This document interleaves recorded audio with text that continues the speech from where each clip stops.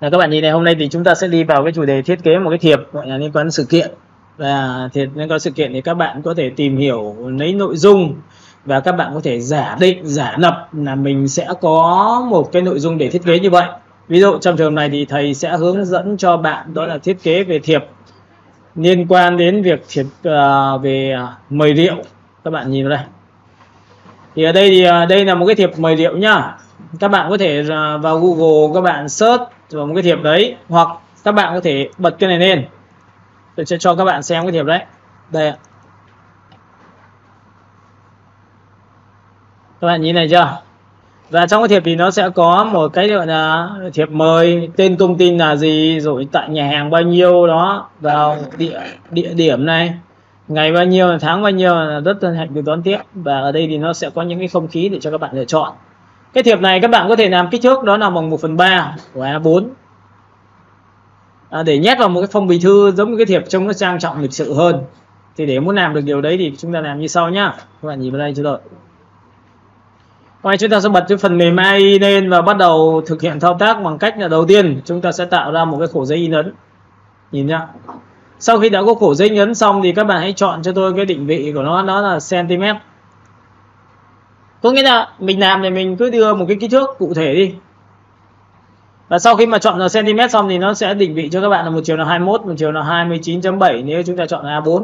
Các bạn có nhìn cái này không ạ? Nhìn chưa? 21 bằng chiều 29.7. Và tôi thiết kế một trang thôi, một tờ thôi để tôi nhét vào cái phong bì là xong. Và sau khi mà đã tạo ra một cái khổ giấy xong thì cái bước số 2 của các bạn đó là chúng ta vẽ ra một cái hình chữ nhật. Đúng không ạ? Cái chữ nhật này đầu tiên thì các bạn hãy chọn cho tôi một cái kích thước để nó giống như cái A4, xong tôi chia 3 ra thì một chiều sẽ là bằng bao nhiêu, nó giống như 1/3 của cái giá trị tờ gấp đấy nha. Nhìn này, để muốn đánh được cái điều đấy thì đánh một kích thước của một đối tượng thì thầy chứ cứ chọn cho nó một cái giá trị tông, một cái màu xanh đậm đi, chọn màu. Bước số 2 là chọn cái giá trị đó là gì, là mất nét của viền đi. Thầy tích vào đây là mất viền, nó chỉ để lại cái màu đối tượng thôi. Bước số 3 là bước các bạn sẽ phải đánh kích thước của đối tượng. Trong thiết kế đồ họa mà các bạn không biết đánh kích thước đối tượng là hỏng. Trong thiết kế đồ họa mà các bạn không biết chọn màu đúng nghĩa của nó cũng hỏng luôn. Nên mình làm từng bước một, vẽ cái hình là bước số 1 làm được một phần của thiết kế. Bước số 2 đánh được kích thước thì trong bảng kích thước này nó sẽ có bảng transform hoặc là shift F7. Các bạn cứ làm lần lượt thôi. Và trong cái bảng shift 7 nó gồm có 3 loại bảng rất là quan trọng, đó là align là căn chỉnh đối tượng với nhau, pathfinder là cắt giao các đối tượng với nhau, và transform là đánh kích thước của đối tượng. Nó có 3 bảng quan trọng. Và lúc này chúng ta chỉ cần gõ một chiều là 21 và một chiều là 29.7. Enter nhá. Các bạn nhìn chưa? Và lưu ý cho tôi là trong quá trình khi đánh kích thước thì hãy nhớ là chúng ta có biểu tượng cái khóa. Nếu chúng ta đóng cái khóa này lại, có nghĩa là thay đổi một chiều thì chiều kia cũng thay đổi theo, thì chúng ta sẽ không đánh kích thước theo ý muốn được. Còn nếu mà chúng ta mở ra như này thì có nghĩa là chúng ta thay đổi theo từng chiều của đối tượng. Thế là chúng ta đã đánh được kích thước mong muốn. Và cái kích thước mong muốn này nó đi lên từ giá trị hai thứ thôi. Một, kinh nghiệm của bạn làm về chủ đề đó. Hai, lấy kinh nghiệm từ gì? Của khách hàng yêu cầu. Khách hàng yêu cầu làm ra một cái thiết kế thì nó phải là một cái tờ, ví dụ như là cái thiệp mời thì phải ít nhất là phải đúng nghĩa chứ, đúng không ạ? Các bạn hiểu cái này chưa? Rồi, vậy thì bây giờ lúc này sau khi đã chọn xong thì chúng ta sẽ bước số 2 của chúng ta quay trở lại align. Align là căn chỉnh các đối tượng với nhau, thì tôi sẽ căn chỉnh đối tượng này vào giữa khổ giấy được không ạ? Thì đây nó sẽ có một thuộc tính cho các bạn thôi. Align to selection là căn chỉnh đối tượng với nhau. Align to above cũng gọi là căn chỉnh với khổ giấy. Bạn tích vào đây một cái thì bạn yên tâm một điều, chắc chắn bạn ấn vào nút giữa này, tự khắc nó vào giữa khổ giấy màu trắng này. Cái này quan trọng nhá. Ví dụ tôi cho bạn xem này, tôi tích vào đây nhá, nhìn này, có vào giữa không? Không, bởi vì nó là căn chỉnh đối tượng với nhau. Còn nếu mà tôi sổ xuống tôi chọn vào đây thì bạn yên tâm một điều rồi, tích vào đây phát là tự vào giữa. Tự vào giữa. Thế là đã xong. Cấp độ số 2 chúng ta đã đánh từ khổ giấy và chọn cho nó một cái màu nền đúng theo thương hiệu của thiết kế. Ở cấp độ số 3 của các bạn là gì? Khi làm về thiết kế thì chúng ta sẽ phải làm sao? Chia cái 3 này ra. Chia đối tượng bằng cách nào? Object, chúng ta chọn vào phần gì? Path, chúng ta chọn vào Slip, into guide, có nghĩa là khi tích vào đây bạn sẽ chia đối tượng ra thành những cái giá trị hình bằng nhau. Ví dụ trong trường hợp này bạn ấn preview bạn xem nhá, đây là theo chiều nằm ngang dọc này, chúng ta tích vào đây là theo chiều nằm ngang 1 2 3. Vậy thì có phải thiệp của chúng ta bằng 1 phần thì chúng ta có thể chọn cái này không ạ? A4 chia đôi là A5 đấy. Còn nếu mà khách hàng mà yêu cầu một kích thước nhất định thì đánh thông số qua transform xong, có nghĩa là cấp độ của chúng ta đánh đúng kích thước là chuẩn rồi, không bịa không áng chừng. Thiết kế luôn luôn phải kích thước chính xác. Sau khi làm xong chúng ta bỏ đối tượng số 1, chúng ta bỏ đối tượng số 2 và bắt đầu chúng ta sẽ cho vào đây. Các bạn nhìn thấy chưa? Sau khi đã làm xong đây thì việc thứ hai của các bạn là gì? Các bạn cần có logo. Logo chúng ta nằm ở đâu? Chúng ta sẽ nhìn vào đây, chọn vào file, chọn vào phần plate. Thường thường khi làm logo cho một thiết kế trên giá trị in ấn, tôi thường xuyên là đồ lại logo để tạo ra một sự sắc nét và tốt nhất cho logo khi thiết kế. Tôi sẽ chọn vào phần download và tôi chọn vào phần rượu và tôi chọn vào phần logo, thì logo của tôi nó định dạng dưới dạng như này. Tôi chọn ra luôn. Đấy, các bạn có nhìn không? Đây là một thương hiệu. Và sau khi tôi đã có thương hiệu này xong thì tôi muốn lấy được cái logo này bằng cách nào thì các bạn nhìn vào đây cho tôi, đó là gì? Các bạn sẽ tích vào đối tượng. Lúc này trên bảng thuộc tính của Illustrator của chúng ta nó có một cách biến đối tượng ảnh trở thành vector. Mà trở thành vector thì nó có mấy cái tiêu chí rất là quan trọng cho các bạn. Ảnh phải lớn, có nghĩa là kích thước phải lớn. Ảnh mà bé quá thì chây ra, hoặc là biến ảnh trở thành vector thì cái vector của chúng ta nó không sắc nét, nó không đúng như cái logo của cái nhà thương hiệu đó. Nên tôi khuyên các bạn hãy chọn cái ảnh nó phải lớn. Còn nếu không có lớn như vậy thì chúng ta phải tự đồ lại cái logo một cách chính xác. Đây thì ở đây nó sẽ có một cái phần image tray cho các bạn. Bạn tích vào đây nó là giá trị mặc định. Nhìn không? Và sau khi chọn vào giá trị mặc định xong thì các bạn sẽ nhìn thấy ở đây nó có những thuộc tính rồi, và chúng ta có thể điều chỉnh lại bằng một vài tiêu chí như sau. Ví dụ chúng ta ấn vào cái bảng. Cái bảng này khi bạn kéo lên như này, nhìn chưa? Và chúng ta thấp xuống như này. Đó, có nghĩa là cái ảnh này chúng ta không đủ to, nó bị trường hợp này chuyện đương nhiên rồi. Nhưng mà thôi tôi ví dụ cho các bạn là tôi đã làm xong được cái logo. Và lúc này nhiệm vụ của chúng ta là gì? Chúng ta chọn vào phần expand. Và sau chọn expand xong thì lúc này tôi có một cái logo màu trắng bên trong. Tôi sẽ chọn vào toàn bộ tất cả màu đen. Bằng cách nào? Tích vào đây một cái, cầm cái kéo đi.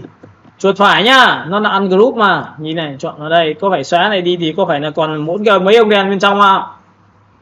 Thành vector rồi mà. Còn nếu mà muốn xóa nhanh thì tôi khuyên bạn hãy dùng cho tôi một cái công cụ pháo hoa. Pháo hoa là Magic Wand Tool trong công cụ giá trị AI. Nó có tính năng là chọn những đối tượng cùng màu, cùng hiệu ứng. Vậy thì khi bạn tích vào đây, bạn tích vào màu đen thì có phải là chọn tất cả hung màu đen không ạ? Chọn vào thôi, xóa thôi, là xong. Xóa nhanh nhất là như này. Giá trị số 2 của các bạn là bạn có miếng ngày thứ hai, bạn cũng xóa luôn cái màu này đi. Và cuối cùng tôi đã chốt lại được logo ở đây.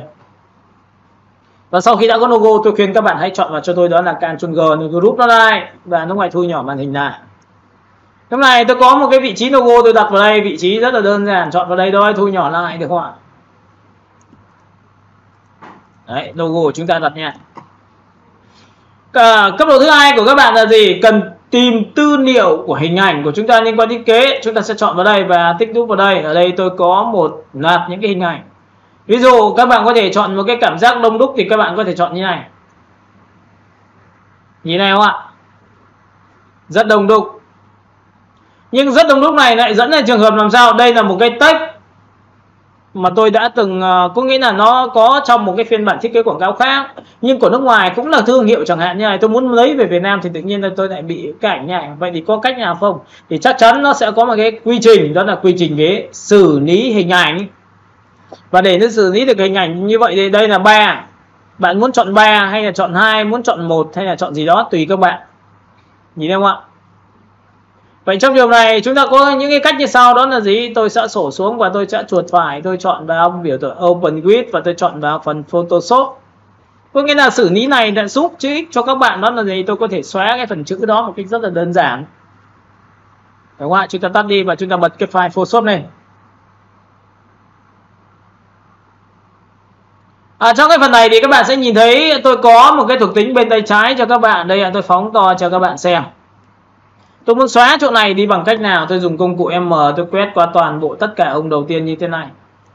Và sau khi quét xong thì tôi dùng cái công cụ đó là Shift F5. Bạn có hai phương pháp. Một, ấn Shift F5. Nó sẽ ra một cái lệnh fill cho bạn và có thuộc tính đó là content away như này. Thì các bạn chỉ cần ấn OK phát tự khắc nó sẽ xóa luôn cái phần này đi. Nhưng trong trường hợp nếu mà chúng ta ấn vào đây mà nó không xóa được như thế thì chúng ta có thể dùng cái phương pháp như sau, đó là chúng ta chọn vào edit tiếp theo và chúng ta chọn vào biểu tượng là fill cho nó nhưng mà dạng khác, không phải Shift vào nữa, tích vào đây thì nó sẽ sinh ra cho bạn một cái file thuộc tính. Các bạn có nhìn thấy file này xóa tốt chưa? Cái này mất chưa? Đây là before, đây là after đã dùng rồi đấy ạ. Ấn OK thế là tự khắc chúng ta đã xóa được.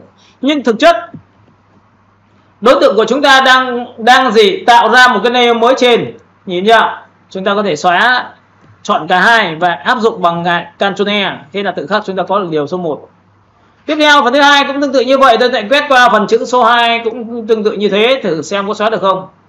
Lúc này chúng ta sẽ chọn một cái kiểu như sau, đó là chúng ta chọn vào File, Edit. Chúng ta sẽ chọn vào biểu tượng lại tiếp tục. Và các bạn có thấy là nó mất luôn cái chữ phần viết trên này không ạ? Ok, tôi lại chọn vào chuột. Và tất nhiên là trong quá trình này khi các bạn sẽ nhìn thấy ở chỗ này nó sẽ cần phải xử lý qua công cụ F, nhưng mà tôi cứ để đấy đã tính sau cho các bạn. Tiếp theo với cái giá trị như này, chữ như này thì bây giờ chúng ta xóa như thế nào? Chúng ta lại chọn F cả ba lại bằng nhau, Ctrl E và tiếp tục chúng ta lại dùng công cụ M, chúng ta quét vào đây. Trong quá trình khi mà quét qua đây xong như này thì người ta có một cái cách mà để cho chọn đúng cái chữ. Có nhiều giải pháp ở trên mạng người ta cũng dạy cho các bạn những chiêu thức như này. Thì các bạn nhìn này, tôi chọn vào Select và tôi chọn vào Column. Và lúc này thì tôi chọn cái thông số của nó là màu trắng. Nhìn thấy màu trắng chưa? Thì nó chọn đúng cái chữ cho tôi. Nhìn thấy chọn đúng màu chữ này. Các bạn kéo đây, anh lùi xuống nhảy, nhìn ra kéo lên nhảy, lùi xuống nhảy, ấn OK và tự khắc được chữ. Nó bám được đúng cái chữ chưa? Và sau khi được bám đúng cái chữ thì tôi sẽ làm cho cái vùng chọn nó rộng ra để bao xung quanh cái chữ bên ngoài một cách đúng nghĩa. Thì tôi chọn vào Select, tôi chọn vào Modify và tôi chọn vào đây, ở cái có hai thuộc tính Expand và Contrast. Ví dụ các bạn tích vào đây cho tôi một cái thì ngay lập tức tôi sẽ chọn số 5, số 6, ấn OK. Các bạn sẽ thấy nó nhỏ lại, nhìn thấy chưa? Đồng dạng luôn. Cách thứ hai, các bạn có thể chọn Select, bạn chọn vào biểu tượng và chúng ta chọn vào gì? Expand. Chúng ta chọn vào số 6, ấn Enter. Các bạn có thấy nó to ra chưa? Và to ra như này, bắt đầu mới dùng cái chiêu thức như sau, đó là chọn vào Edit, chọn vào đây. Và lúc này chúng ta sẽ xem trước và sau biến mất. Nhìn thấy biến mất chưa? Xong rồi, bây giờ việc còn lại của các bạn thì chỉ việc ấn OK, thế là cái chữ biến mất rồi, Ctrl D của chúng ta. Thấy chưa? Tôi đã có xong được một cái giá trị thiết kế. Và lúc này sau khi làm xong tôi ấn vào biểu tượng là Ctrl E này, ép nó lại. Ép nó lại để làm gì ạ? Bắt đầu tôi sử dụng cái thủ pháp như sau, đó là làm mờ ở các vị trí khác nhau. Ở đây thì nó có rất nhiều tiêu chí cho các bạn lựa chọn thôi. Bạn muốn làm mờ trong hay mờ ngoài, hay là mờ chính hay là mờ phụ. Thì ở đây là người ta sẽ có filter, nó sẽ có blur gallery và đây là mờ theo điểm, còn đây là blur thì theo mờ theo đường thẳng, đường tròn. Đấy, tích vào đây. Ví dụ khi mà tôi tích vào đây đường tròn thì các bạn nhìn thấy ở đây này, trọng tâm nó chính là cái này. Nhìn thấy không ạ? Và sau khi đã có trọng tâm xong thì bạn có thể đặt trọng tâm lại nuôi lại phía này một tí nha. Các bạn có thể tự đặt nuôi lại đây, chỗ này rõ và chỗ này sẽ bị mờ. Nhìn chưa? Và lúc này cái phần mờ của chúng ta lại bị dính những cái trường hợp là cái hình của chúng ta nó không mong muốn như này, thì trong trường hợp này chúng ta không thể dùng chiêu thức này được. Được không ạ? Escape, thoát ra khỏi. Phần thứ hai, các bạn có thể chọn vào đây cũng tương tự như vậy, tôi sẽ mờ theo điểm. Mờ theo điểm nghĩa sao? Tích đoạn nào thì đoạn đấy sẽ mờ. Ví dụ tôi tích vào đây thì cái đoạn này tôi không nhất thiết phải nhìn, đúng không? Tôi cho nó mờ hết cỡ được không ạ? Nhưng đoạn này sao? Tôi muốn là chỗ này phải rõ cơ, tôi sẽ cầm này tôi kéo vào đây hết. Nhìn thấy chưa? Và tôi tích vào phần mặt của đối tượng này, tôi muốn đoạn này rõ cơ. Và tiếp theo tôi lại tích thêm một cái nữa, đó là cái chai nọ này là phải làm sao rõ cơ. Các bạn thấy không? Tôi có thể điều khiển được hoàn toàn tất cả những chỗ nào mờ rõ một cách đúng nghĩa. Và tự nhiên khi mờ như này thì chỗ này tự nhiên của tôi lại hợp lý. Nhìn chưa? Chỗ này lại hợp lý và nó che giấu được những cái thứ mà tôi vừa rồi khuyết điểm của tôi không làm được. Đấy, sau khi làm xong, bây giờ việc còn lại của các bạn ấn OK, tôi đã xử lý xong phần hình ảnh. Và tất nhiên chúng ta hãy ấn vào Ctrl Shift S nha. Và sau khi Ctrl Shift S xong thì chúng ta sẽ xếp ra một cái file là file ảnh xử lý. Và tất nhiên sau khi làm xong thì ấn JPG thôi, xong rồi. 12 độ phân giải của nó, độ chất lượng ảnh của chúng ta là chất lượng cao nhất rồi, chúng ta ấn OK, thế là xong.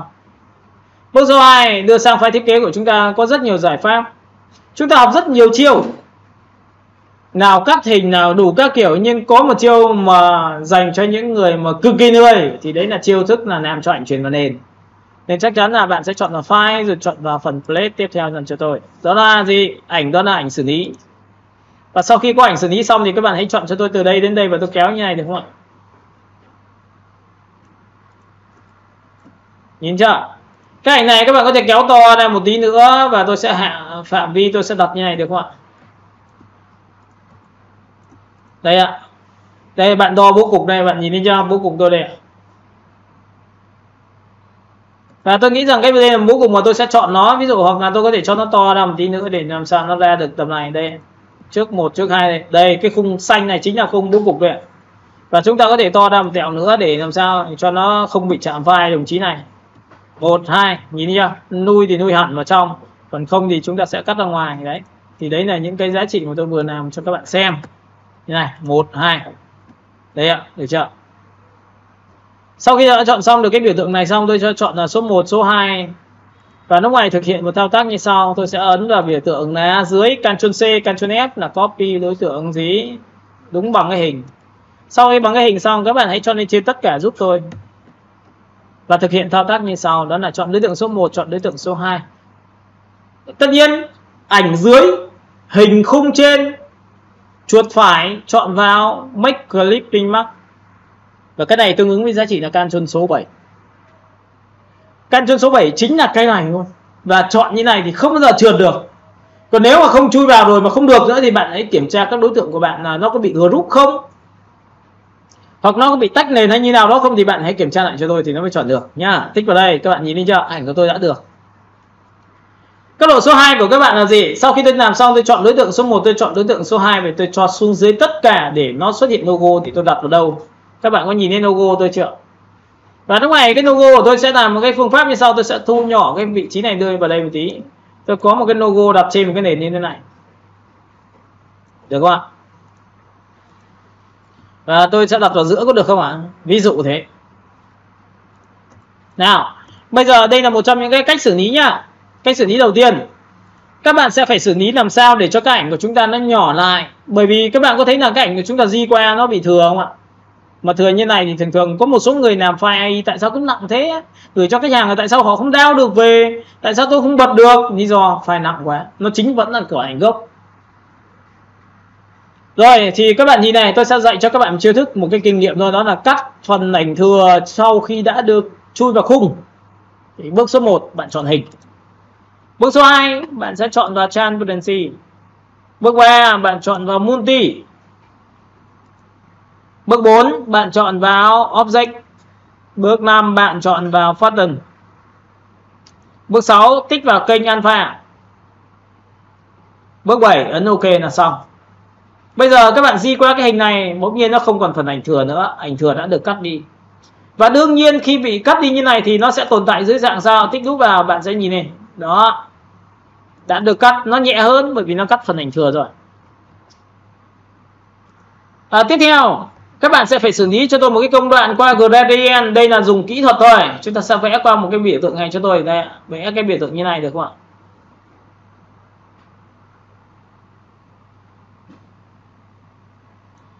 Và sau khi vẽ xong này, bạn hãy chọn cho tôi một cái màu rất là đậm, đó là lấy từ màu đậm của đối tượng và chúng ta cho xuống dưới như này được không ạ? Thì các bạn có thấy là cái logo tôi nổi chưa?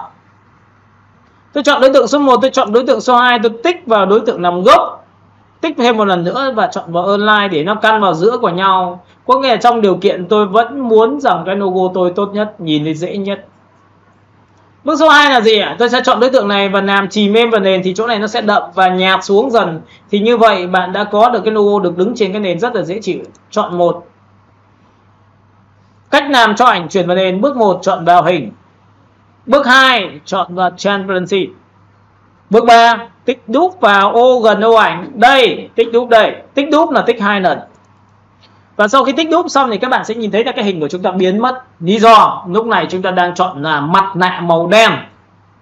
Cách thuộc tính này các bạn sẽ về nghiên cứu lại. Bởi vì nếu chúng ta không nghiên cứu được thì chúng ta sẽ không làm được những thứ mà thầy đang nói đâu ạ.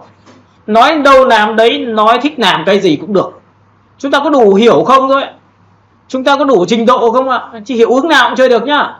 Nhìn thấy chưa? Bỏ clip để nhìn được hình. Bởi vì lúc này nó sẽ trở thành mặt nạ màu trắng. Nhìn được hình chưa? Và tiếp theo nữa là trong mặt nạ này tôi sẽ vẽ một hình to hơn hoặc bằng là vẽ hình vuông. Và nhớ một điều rằng riêng cái mặt nạ trong cái mặt nạ của cái Illusion thì chúng ta dùng đen trắng là tốt nhất. Và dùng đen trắng là gradient đen trắng. Các bạn có nhìn thấy tôi đang ở bên trong không? Hãy chọn cho tôi một cái gradient đen trắng đây. Tích vào đây. Thì ngay lập tức các bạn sẽ nhìn thấy cái gradient của chúng ta này màu đen. Nó sẽ tượng trưng cho việc làm cho cái hình này bị biến mất. Nên nó sẽ nộ ra nhìn thấy cái ảnh ở dưới. Cái màu trắng này là tượng trưng cho còn hình nên nó sẽ nhìn được cái hình của các bạn. Nhìn thấy hình của các bạn đúng là cái hình màu ghi đậm chưa? Xanh đậm chưa? Ở giữa là màu ghi, nó sẽ làm cho mờ hình của các bạn đi. Đây ạ, các bạn sẽ nhìn thấy chưa? Đậm bên tay trái mất hình. Chỗ này không còn nhìn được hình bởi vì nó là màu đen. Màu ghi chỉ sẽ mờ thôi. Màu gì? Trắng sẽ tượng trưng được giữ lại hình. Vậy lúc này chúng ta đảo chiều cái gradient là kéo từ trên xuống dưới, G. Và chúng ta kéo từ trên xuống dưới như này. Thì có phải chỗ này là màu đen nó mất hình không? Thì nó sẽ đúng cái ảnh của các bạn. Còn các bạn kéo như này nuôi xuống quá như này thì nó bị vệt ở cái đầu, nhìn thấy chưa? Chỉ kéo từ mép ảnh đổ lại thôi. Nhớ nhá, từ mép ảnh đổ lại nhá. Kéo từ mép ảnh đổ lại cho tôi, được chưa? Và sau khi kéo từ mép ảnh đổ lại xong thì bạn thấy là ưng ý rồi thì bạn sẽ hoàn thành cho tôi đó là gì? Tích vào đối tượng gốc và chúng ta quay trở lại bình thường. Các bạn sẽ nhìn thấy lúc này tấm ảnh của chúng ta đã được nổi trên nền rồi đấy ạ. Nhìn nhá, trước sau này, Ctrl 3 nhá, Ctrl 3 là ẩn đi và Ctrl Alt 3 là hiện lên. Có thấy rõ hơn không ạ? Thì đây là cách giải quyết để đặt đối tượng text của chúng ta trên nền thôi. Những cái bạn thiết kế thì chắc chắn phải xử lý cái này. Tất nhiên chúng ta không nhất thiết phải qua Photoshop mà làm hoàn toàn trực tiếp trên Illusion cũng được. Cách thứ hai của các bạn đó là gì? Chúng ta sẽ chọn vào đối tượng. Và ở đây nó sẽ có một cái thuộc tính cho các bạn lựa chọn, đó là gì? Tôi sẽ cầm đối tượng kéo xuống. Hôm nay sẽ dạy cho bạn một chiêu thức mà trong AI của chúng ta cũng dùng, đó là cách dùng bóng làm tốt nhất. Bóng đổ của đối tượng tốt nhất. Tôi nghĩ rằng là nó là tốt nhất. Thì lúc này các bạn sẽ nhìn này, chúng ta chuột phải chọn vào Ungroup ra thì nó có một đối tượng, 2 đối tượng, 3 đối tượng, 4 đối tượng, 5 đối tượng, 6 đối tượng, 7 đối tượng, 8 đối tượng. Số 8 đối tượng thì các bạn sẽ quét qua cả 8 luôn. Và thực hiện lệnh thao tác như sau là chọn vào Object, chọn vào phần Ctrl 8 là Compound Path. Ctrl số 8 là lệnh gắn tất cả những đối tượng rời nhau trở thành một đối tượng. Đơn giản như vậy thôi. Và sau khi đã trở thành xong thì chúng ta mới dùng cái thao tác đó là gì? Cho nó trở thành một cái màu xanh đậm hoặc màu đen tùy các bạn. Bắt đầu tôi sẽ copy cái màu này lên thành 2 cho các bạn. Đây tôi copy như này. Tôi copy thành 2 bằng phím màn. Đối tượng số 1 này, đối tượng số 2 cũng là màu xanh nhưng đối tượng này phía trên, đối tượng này ở phía dưới. Riêng đối tượng phía dưới các bạn hãy chọn cho tôi giá trị 0%. Chọn đối tượng 1, chọn đối tượng 2 và chúng ta thực hiện lệnh thao tác đó là công cụ thuộc tính, đó là công cụ Object và chọn cho tôi thuộc tính đó là Blend và chúng ta chọn vào Ctrl Alt B thì nó sẽ chuyển từ hình 1 sang hình 2. Hay tương ứng với cái giá trị là bạn chọn vào đây kéo cũng được. Nhìn thấy chưa? Tôi tích vào đây nhá. Các bạn thấy nhá, chuyển sang cấp độ số 1 này. Chuyển từ dưới trên xuống dưới ở một cấp độ. Lúc này để muốn tạo ra nhiều cấp độ hơn, chúng ta lại quay trở về Object. Chúng ta chọn vào phần Blend và chúng ta chọn vào phần Blend Option. Lúc này các bạn hãy đánh cho tôi một cái thông số này nhiều hơn. Ok, tích vào đây, số 1, số 2, số 3.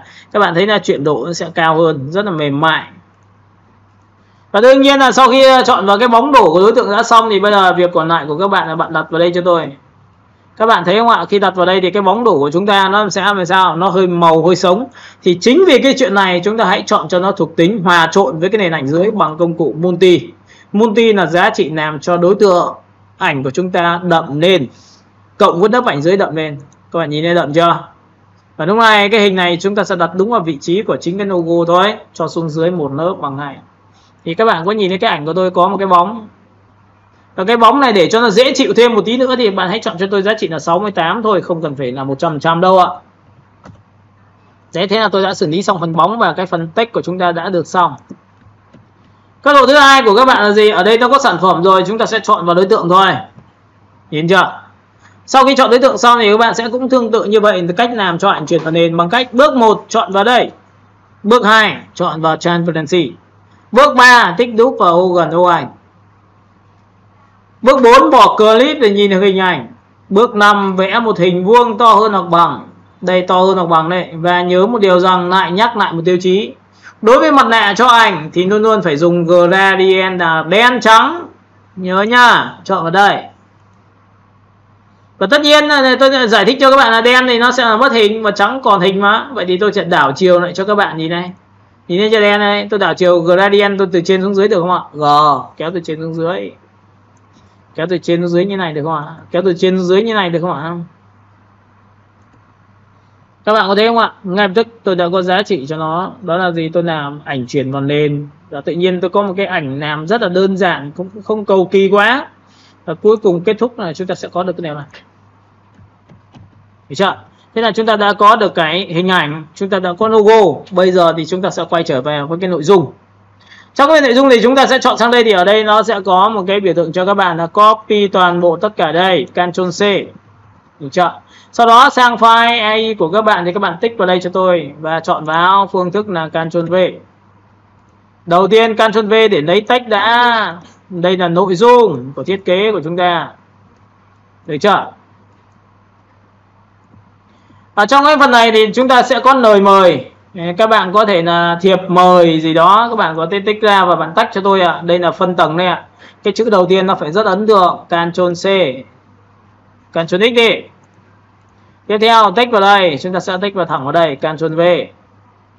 Cái màu này các bạn có thể chọn cho tôi một cái hình thức như sau, dùng phím Y ngắn nhá. Phóng to này, Y ngắn này trên nền xanh, dùng Y ngắn chỉ thẳng vào cái phần điệu đấy để lấy tông số màu vàng, nó rất hợp lý, nhìn thấy chưa? Cầm vào đây. Lời mời đã có xong. Tiếp theo các bạn sẽ nhìn thấy là các bạn sẽ chọn cho một cái hình thức nữa là để cho nó sang trọng và nó hơi xính ngoại một tí thì các bạn sẽ chọn vào đây cho tôi. Nó có một cái thuộc tính như sau. Background, chọn vào đây. Các bạn có nhìn thấy cái từ mà chúng ta đánh đó này. Đây. Inva. Đây, chúng ta tích ngay cho tôi nhá. Invision.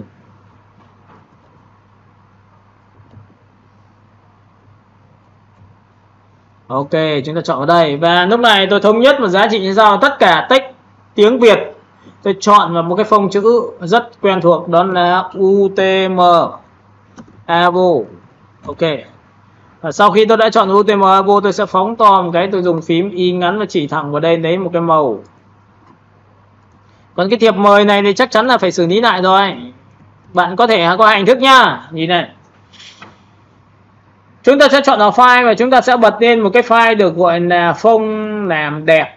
Và thường thường tất cả những cái phông của chúng ta thì nó có rất nhiều kiểu để cho các bạn lựa chọn. Ví dụ bạn chọn phông tiếng Anh, nhìn thấy chưa?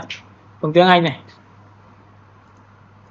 Phông tiếng Anh thì nó đã đẹp sẵn rồi, chúng ta chỉ việc chọn nó là được thôi. Chúng ta chọn vào đây Ctrl C, sau đó sang bên file thiết kế thì chúng ta sẽ ấn vào Ctrl V.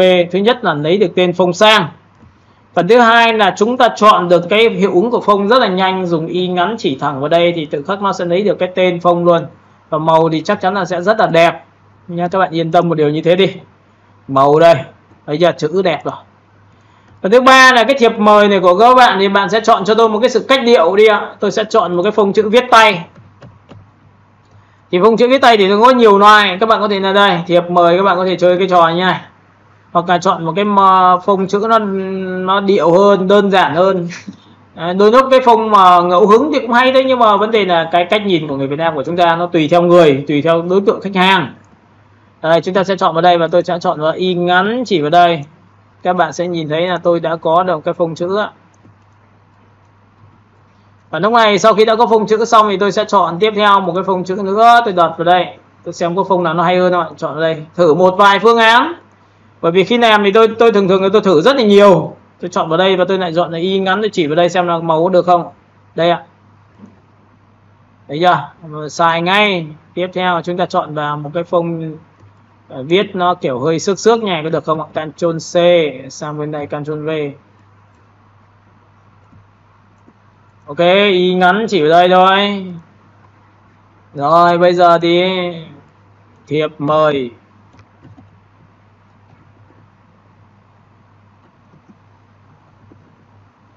Đã xong.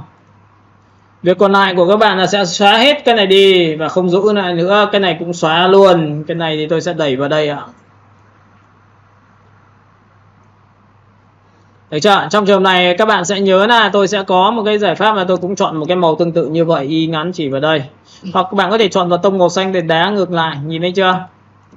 Đấy, người ta có hai kiểu để bạn làm, chọn thẳng vào màu xanh của cái đồng chí này và lúc này chúng ta thu nhỏ xuống.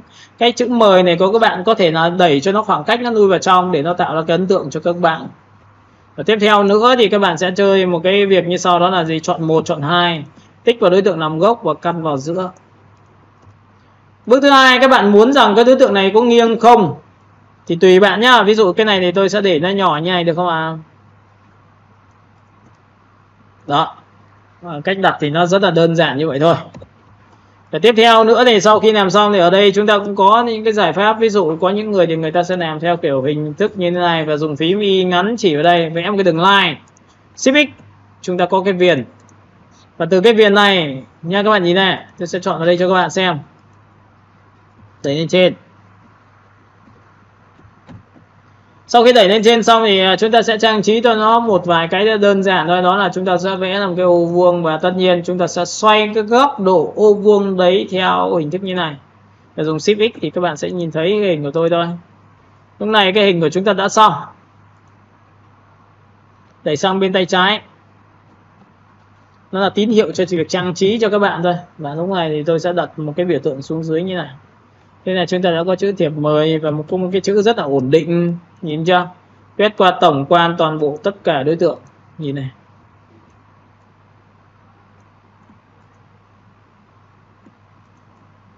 Quét qua như này thì nó loại trừ được và chúng ta sẽ lui xuống nhảy được không ạ?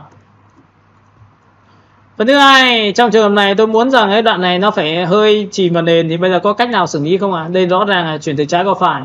Tôi là một lần nữa hãy chui vào trong mặt nạ và dùng thực tế bằng cách dùng công cụ pen và cua theo đường như này này. Em nhìn thấy không ạ? Tôi sẽ cua như này này. Đấy nhá, nhìn này, tích vào đây một điểm và cua như này này.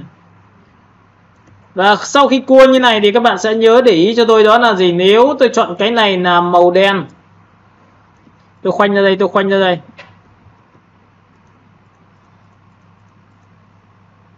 Đấy ạ. Tôi khoanh như này, nếu mà tôi chọn hoàn toàn cái này màu đen thì cái này sẽ mất hình. Tôi sẽ chọn màu đen cho các bạn xem. Mất hình chưa? Và cái mất hình này tôi sẽ thực hiện thao tác như sau. Tôi lại chọn vào Effect, tôi lại chọn Blur và tôi chọn vào Gaussian Blur để tôi làm cái màu đen nó nhòe ra. Thì tự khắc nó có độ chuyển này, các bạn nhìn thấy chưa? Thấy chưa? Chỗ này của tôi xử lý này. Và lúc này bạn được quyền làm sao cầm cái điểm này nuôi lên trên một tí và kéo này xuống dưới một tí để nhìn được. Thế là được, nhìn thấy chưa? Tôi cho bạn xem nhìn chỗ này chưa? Tiếp theo cũng tương tự như vậy, tôi sẽ chọn là pen bên này, tôi sẽ cầm tôi kéo từ bên này xuống đến đây. Tôi xuống lên đây, tôi xuống lên đây, tôi xuống lên đây, tôi xuống lên đây và tất nhiên tôi sẽ chọn là một cái màu đó là màu đen xì. Và sau khi màu đen xì xong thì tôi lại chọn vào phấn Effect, chọn vào Blur và chọn vào Gaussian Blur. Thì các bạn có thấy nó nhòe như này không ạ? Vẫn ok. Lúc này cái hình của tôi nó đã được như này, nó nhòe theo đường cong này. Các bạn nhìn thấy nhòe theo đường cong chưa? Đó, và sau khi đã làm xong thì bắt đầu tôi sẽ chọn vào vị trí quay trở lại. Thì lúc này tôi sẽ đẩy cái phần thiệp lên một tí này, quét qua tổng quan, đẩy này lên trên tí. Đấy, thế là tôi đã lấy được cái phần nội dung. Tiếp theo, sau khi mà đã có được cái phần nội dung xong thì bây giờ chúng ta sẽ có gì? Tên của chúng ta chọn là file, chọn là page này. Chúng ta có thể học hỏi theo một cái cách sắp đặt của người ta cũng rất là hợp lý. Đấy ạ. Các bạn nhìn thấy chưa? Công ty này, trân trọng kính mời đây buổi tiệc, chắc chắn là đây là cụm thứ hai của các bạn sẽ phải làm rồi. Để chọn ở đây. Ctrl C. Sau đó thì các bạn sẽ chọn cho tôi một cái text nhá. Rác là một cái vùng đặt như này, khoảng cách, Ctrl V. Với cái này thì các bạn hãy chọn cho tôi một cái màu thôi. Ví dụ y ngắn chỉ thẳng đây lấy màu trước. Và phần thứ hai là các bạn hãy chọn cho tôi một cái phông chữ. Ví dụ giống như vừa rồi tôi vừa làm cho các bạn. Một là các bạn chọn vào Roboto. Đây là phông chữ có nhiều thuộc tính. Bởi vì thuộc tính của nó này, nhìn thấy chưa? Hẹp, đậm, rồi nghiêng. Đấy, có nhiều thuộc tính lắm này, các bạn có thể chọn một cái thuộc tính cho tôi. Ví dụ tôi chọn thường thì tôi chọn vào đây, nhìn chưa? Và công ty thì thường nó sẽ làm sao? Chữ của chúng ta đang làm sao? Đây, trân trọng kính mời tới dự bữa tiệc với trách nhiệm hữu hạn. Đây, công ty này chắc chắn phải để cho nó là gì? Chúng ta phải là đậm để nó phân biệt giữa cái giá trị gì? Chính và phụ, nhìn lên chưa? Và từ cái khoảng cách này thì công ty thì bao giờ nó cũng phải làm sao? Tôi quét qua cái điểm này, giữ phím man nhá. Đây là kinh nghiệm rồi. Kéo xuống thì có phải là công ty sẽ tách riêng đâu không ạ? Nhìn chưa? Và tiếp theo này, trân trọng kính mời chấm ông bà gì đó tùy các bạn, đúng không? 2 chấm. Và chúng ta sẽ ghi một cái chấm như này, đúng không? Đó. Tiếp theo này các bạn nhìn này, ở trong đây thì bạn muốn rằng là chúng ta chữ trên như này, chữ dưới như này, và chúng ta ghi là công ty cái gì đấy tùy các bạn nhá. Tiếp theo này, ở đây tại nhà hàng thì tên này là tên thương hiệu, nên là chúng ta sẽ làm sao? Đây, Ctrl C. Sau đó thì các bạn sẽ tích vào đây cho tôi và tôi sẽ ấn vào Ctrl V. Cái này thì các bạn hãy chọn vào y ngắn chỉ thẳng vào đây, tôi lấy được cái biểu tượng nhà hàng này cho nó có tính đồng bộ chẳng hạn, thì có thể ghi như thế này. Chúng ta sẽ tích vào đây và ghi cái chữ này, nó sẽ in hoa cho các bạn. Và tôi lại tiếp tục đến một cái tiêu chí nữa, chọn 1, chọn 2. Nhưng lúc này tôi sẽ chọn một cái màu vàng của thương hiệu chỗ này, Ctrl C, copy cái mã màu. Sau đó bạn hãy chọn vào cái chữ và tích theo cái mã màu đó, rất là đơn giản như này thôi. Còn nếu mà muốn quý nữa thì cho vàng vào, được chưa? Ở đây có hai khía cạnh, là một là người ta đang căn giữa thì bạn có thể chọn phương pháp là sẽ bằng chiều ngang của đối tượng thì đỡ phải làm gì hết, có thể đặt như này. Và nhớ là phân khu này, khu số 1, khu này khu số 2 thì nó sẽ có địa chỉ điện thoại email, thì cái khu này tôi lại copy thêm một lần nữa cho các bạn cầm này. Nào, tiếp theo chúng ta sẽ có một cái địa chỉ đây ạ.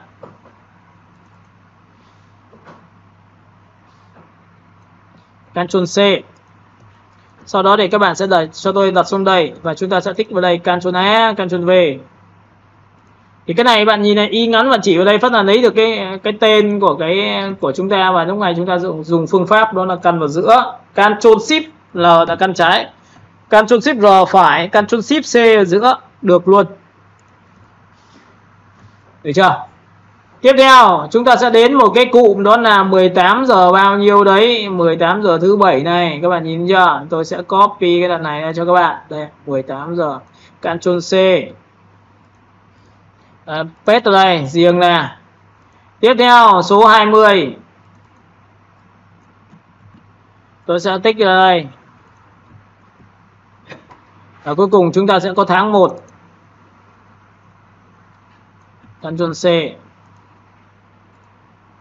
Đây là 3 sự kiện và người ta cũng hay sắp xếp theo một cái kiểu như thế này. Các bạn có thể chọn cho tôi cái biểu tượng này, số 1, số 2, số 3, số 4 và chúng ta chọn thuộc tính của nó là Roboto nhá. Nhìn này, quét qua tổng quan này, dùng phím Y ngắn chỉ thẳng vào đây để lấy phông chữ.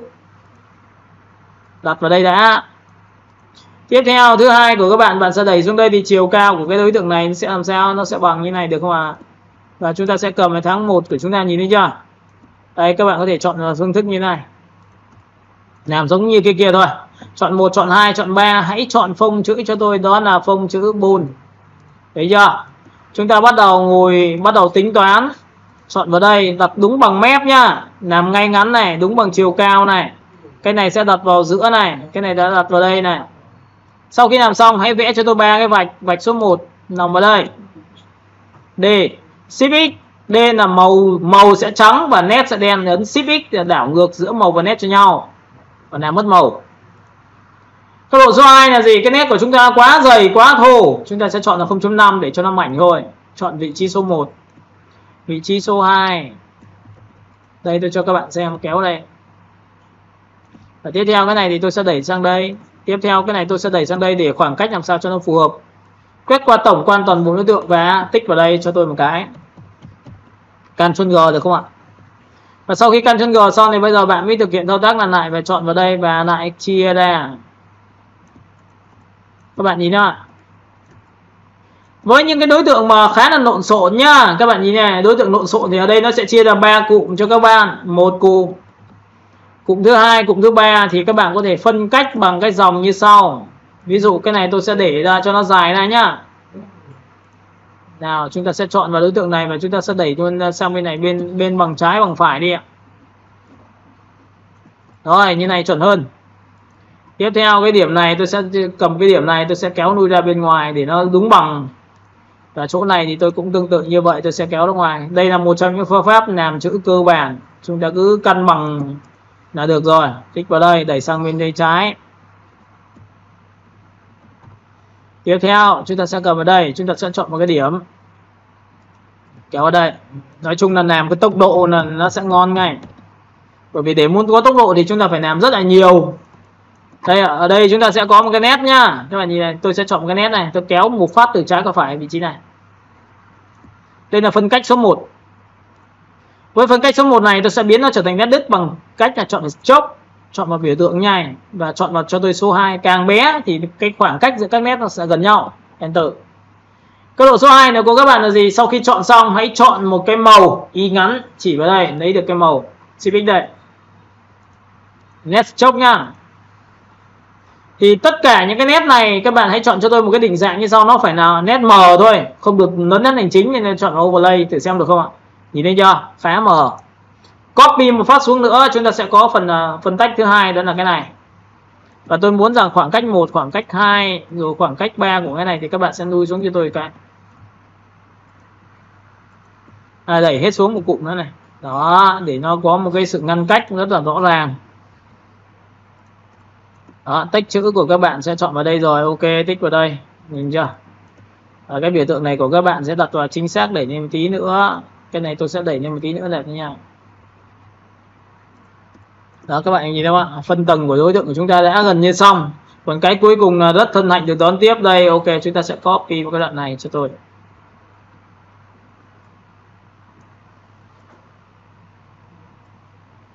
Ctrl C. Sau đó thì các bạn sẽ dùng T và tích thẳng vào đây, Ctrl V.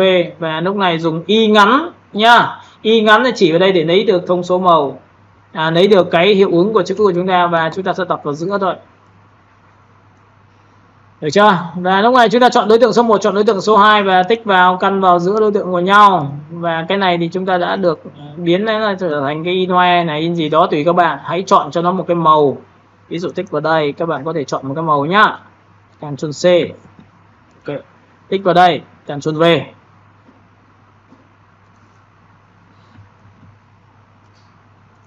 Thấy chưa? Còn bạn nào mà muốn dành cho nó một cái hiệu ứng cho nó bắt mắt hay cái gì đó thì các bạn nhìn này, lúc này tôi sẽ copy cái đoạn này, Ctrl C, Ctrl F để kéo hoàn toàn từ trên xuống dưới như này. Để làm gì? Để làm một cái biểu tượng như sau, Y ngắn chọn vào đây để lấy được cái màu gọi là kéo màu từ trên xuống dưới. Nhìn chưa? Và lúc này chúng ta đã gần như là hoàn thành được cái khung xương của thiết kế rồi. Còn việc tiếp theo của các bạn sẽ là trang trí. Và bắt đầu trang trí đầu tiên đó là chúng ta sẽ thay đổi background này. Background này bạn sẽ tích đúp vào đây cho tôi và dùng cái phương pháp như sau, đó là gì? Tôi sẽ dùng một cái gradient. Các bạn sẽ chọn cho tôi một cái gradient đen trắng. Và lúc này gradient bắt đầu được truyền lấy màu bằng cách tích đúp vào màu đậm. Bạn sẽ chọn màu đậm là màu đen, bạn tích vào màu thứ hai cho tôi. Thì cái màu này nó có cái nút Y này, chỉ thẳng vào đây lấy màu đậm nhất trên tấm ảnh. Nhìn thấy chưa? Tiếp theo thứ hai của bạn tích vào đây cho tôi, lại chọn vào đúng màu đậm trên tấm ảnh của chúng ta. Đây ạ, chúng ta sẽ lấy cái màu chỗ này. Thấy chưa? Tiếp theo màu sáng của chúng ta lấy đâu? Tích vào đây, tôi sẽ lấy được màu sáng của chúng ta lấy đây. Thì các bạn sẽ nhìn thấy cái màu gradient của chúng ta trùng với cái thiết kế chưa? Đấy là một trong lấy cách lấy màu rất là đơn giản mà lại cực kỳ hiệu quả đấy. Tiếp theo phần thứ hai của các bạn là gì? Luôn luôn phải có một cái tiêu chí nữa, đó là gì? Chúng ta ấn vào Ctrl O. Tiếp theo chúng ta sẽ có một cái hiện tượng đó là gradient. Gradient của các bạn đây, cửa sổ E, chúng ta sẽ có một cái màu vàng gold tích đúc vào đây. Cái này trên mạng đầy, nhìn đúng không ạ? Không thiếu luôn, cực kỳ nhiều luôn đấy. Các bạn có thể chọn một cái Ctrl C và kéo thẳng sang trực tiếp file thiết kế của các bạn là Ctrl V. Lúc này các bạn hãy chọn cho tôi cái phần phía dưới và dùng phím Y ngắn chỉ thẳng vào đây thì lấy được cái gradient của nó. Đầu tiên là gradient như này, nhìn thấy chưa? Và tất nhiên để muốn cho cái grad ở dưới mà nó sáng lên thì phải nhân bảng thôi. Ctrl C, Ctrl F là copy lên trên. Và lúc này sử dụng theo một chiêu thức đó là gì? Hòa trộn làm sáng ảnh. Các bạn thấy nó sáng chưa? Màu sẽ tươi. Cũng tương tự như vậy, nếu chữ mà bạn muốn làm đúng như vậy của tôi thì làm bằng cách nào? Đây, chữ này đây ạ. Chữ này đây ạ. Muốn làm được bằng cách nào đây ạ? Thì tôi khuyên các bạn hãy chọn cho tôi một cái biểu tượng như sau. Đó là gì? Bạn hãy chọn cho tôi một cái màu trước. Bước số 2 là bạn sẽ chọn một cái gradient bình thường. Bước số 3 là bắt đầu đưa vào phần gì? Graphic Style là kéo thẳng trực tiếp nó vào. Thì bạn yên tâm một điều rằng bây giờ bạn muốn đổ màu gradient cho chữ là chắc chắn được. Ví dụ đầu tiên nhá, bạn đổ gradient này. Không có được, không có nhận, nó chỉ là đen xì thôi. Nhưng nếu mà chúng ta nhận cái style trước thì bạn yên tâm một điều rằng nó nhìn này, nhìn ra gradient chưa? Thì bây giờ nhận thuộc tính rồi. Thì chỉ việc làm sao? Dùng phím Y ngắn chỉ thẳng vào đây, lấy gradient luôn. Gradient chúng ta kéo từ trên xuống dưới. Và bây giờ muốn cái chữ này sáng hơn thì chúng ta làm nào? Ctrl C và Ctrl F lại dùng hòa trộn bằng chữ của chúng ta nó bắt đầu bằng vàng. Ok, cái này cũng tương tự như vậy, tôi lại chọn bằng vàng. Nhưng trước khi chọn phải dùng gradient gì?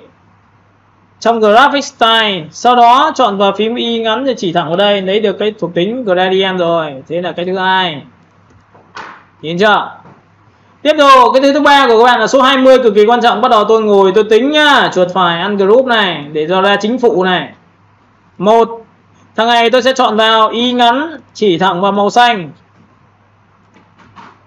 Các bạn có nhìn thấy màu xanh sẽ không đổi màu trắng không? Tôi chọn vào cái này, tôi cũng tương tự như vậy, tôi lại chọn vào Y ngắn chỉ ở đây, lấy hai cái màu trùng nhau thì cái màu này trầm lên một độ rồi. Chọn 1, chọn 2 và bắt đầu xử lý này bằng cách tôi tích vào đây để cho nó bớt trầm đi. Thấy chưa? Thứ hai cũng tương tự như vậy, tôi chọn vào đây, tôi chọn vào đây, tôi cũng tương tự như vậy, chọn một cái màu xanh nó đậm hơn để nó trầm xuống.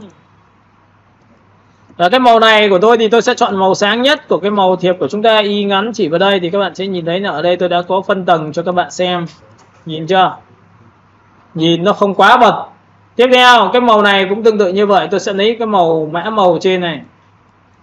Nhìn chưa? Y ngắn chỉ đây, lấy được cái màu trên.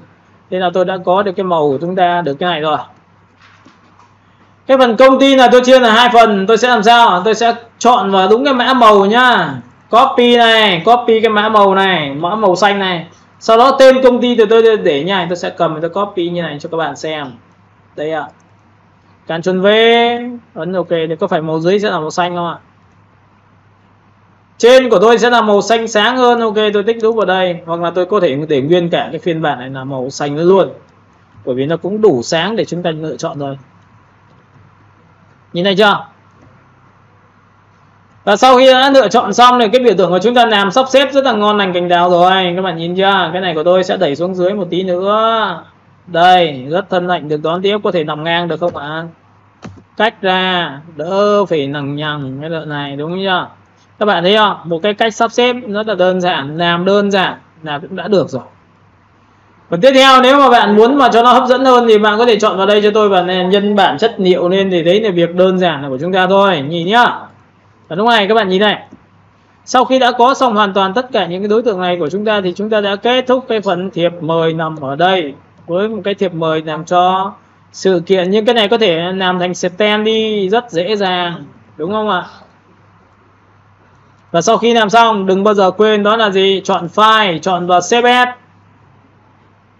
Các bạn nhớ nhá, chúng ta sẽ chọn vào Save As đâu ạ? Chúng ta chọn vào Ctrl S. Sau khi Ctrl S xong thì chúng ta sẽ nhớ đến là chúng ta sẽ lưu vào đâu. Ví dụ tôi chọn vào dạy học AI, tôi chọn vào giáo trình và tôi ghi là một cái bài, đó là bài gì?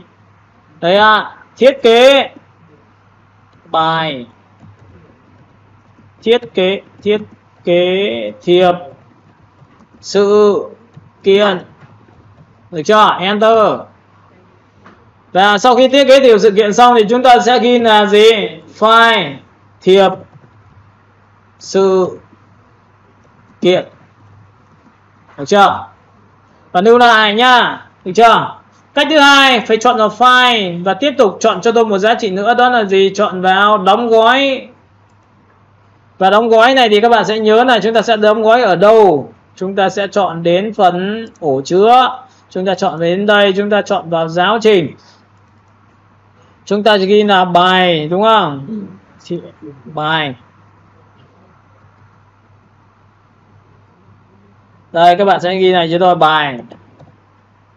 Nó sẽ ra vào đúng cái phần đầu tiên cho các bạn. Và lúc này chúng ta sẽ xếp lại select. Và chúng ta sẽ ấn vào bucket, ấn OK. Nhìn chưa? Show bucket. Show bucket là để xem là những cái gì của chúng ta nó có phông chữ này. Nhìn chưa? Nhưng các bạn có thấy là của tôi có ảnh không?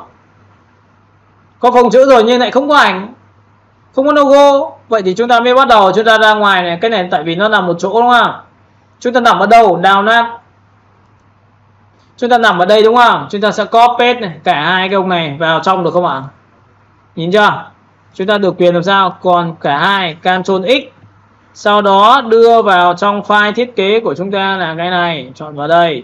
Chúng ta sẽ chọn vào biểu tượng là giáo trình, chúng ta chọn vào bài. Tìm ra ngay, đúng không? Chọn vào đây, đúng không? Đây đóng gói ra đây. Paste thẳng vào đây, Ctrl V. Yên tâm một điều rằng có cái gì? Màu sắc, có phông chữ các kiểu rồi. Thế là chúng ta đã đầy đủ. Ảnh có, nội dung, có file thiết kế, có phông chữ. Thì lần sau khi làm thì chúng ta chỉ việc lấy cái này làm thôi. Đấy là nguyên tắc của việc mà các bạn sau này làm hồ sơ cũng phải làm như này. Và sau khi làm xong, cái cuối cùng của các bạn phải làm cái gì? Đó là chúng ta sẽ xuất một cái file này ra. Mà để muốn xuất chính xác, các bạn sẽ phải làm cho tôi một cái thao tác. Đó là chọn vào công cụ gì? Shift chỉ thẳng vào công cụ thiết kế, chính cái khung thiết kế. Đấy, nó sẽ bằng đúng cái khung. Và sau đó thì chúng ta sẽ vứt cái khung to đi là Obot 1 cho thùng rác. Thì Obot 2 nó chính bằng cái khung này, nhìn chưa? Cái này nếu không cần thiết nữa xóa luôn. Và lưu lại, Ctrl S. Cái thứ ba, chọn vào file và tiếp tục chọn vào export. Và cuối cùng là chọn vào xuất file thành file ảnh đây, Alcane. Và lúc này các bạn sẽ nhìn thấy là xuất chất lượng thì chọn vào 4x. Và file đó là tôi để PNG nếu không có nền. Còn nếu mà các bạn để 100 thì các bạn sẽ là JPG. Và đương nhiên hãy chọn cho nó đường dẫn nó đến đâu. Tôi sẽ chọn đến đường dẫn như luôn cho các bạn xem. Chọn vào AI, chọn vào giáo trình, chọn vào bài. Chọn vào sự kiện, chọn vào select vào và ấn vào select. Và cuối cùng là chúng ta chọn 4x thì chất lượng cao rồi, ấn vào export thôi. Và nhớ một điều rằng file này không bao giờ được phép nếu nó là file AI mà. Và chúng ta đang dùng CMYK. Gửi cái file ảnh này mà qua mạng là ngay tức màu sẽ sai, chỉ được quyền chụp ảnh thôi. Hãy gửi bằng email thì nó ok hơn. Hiểu cái này chưa? Và tất nhiên chúng ta kiểm định lại xem cái chất lượng của chúng ta ra sao thì tôi cho các bạn xem. Chúng ta có 4x này và chính là file thiết kế đây. Đây là file cuối cùng tôi đã làm xong, đó là một cái thiệp được gì? Đưa vào một cái phong bì A4 và mang đến gửi cho khách hàng một sự trân trọng cho họ. Thiệp tham dự một cái thiệp liên quan đến rượu chẳng hạn, tiệc rượu gì đấy. Đấy em nhìn thấy chưa? Trên đây có logo, trên đây có hình ảnh, trên đây có nội dung. Và đây là tri ân cho những người đàn ông của chúng ta. Các bạn có thấy là ông nào cứ uống bia ở một chỗ cuối năm người ta cho uống miễn phí một can. Uống trường kỳ kháng chiến là ngày nào cũng uống, thì cuối năm cho một can là chuyện bình thường. Thì các bạn có thấy không ạ? Khi đây cũng chỉ là một cái cách rất đơn giản là gì? Trên có ảnh, dưới có chữ. Và chữ của chúng ta phân tầng theo cấp độ chính phủ là xong. Thì đây chính là cái bài mà thầy hướng dẫn cho bạn về thiết kế một thiệp sự kiện. Chúng ta thiết kế thiệp về thiệp cưới rồi, chúng ta thiết kế thiệp chúc mừng năm mới. Thì bây giờ chúng ta có thể dùng cái thiệp đó là thiệp sự kiện, được không ạ? Đấy các bạn nhìn thấy không? Phóng to lên. Chúng ta thiết kế khá là chỉnh chu. Đấy, làm trong tốc độ thời gian thì chỉ vậy thôi. Ok, chúng ta chốt lại.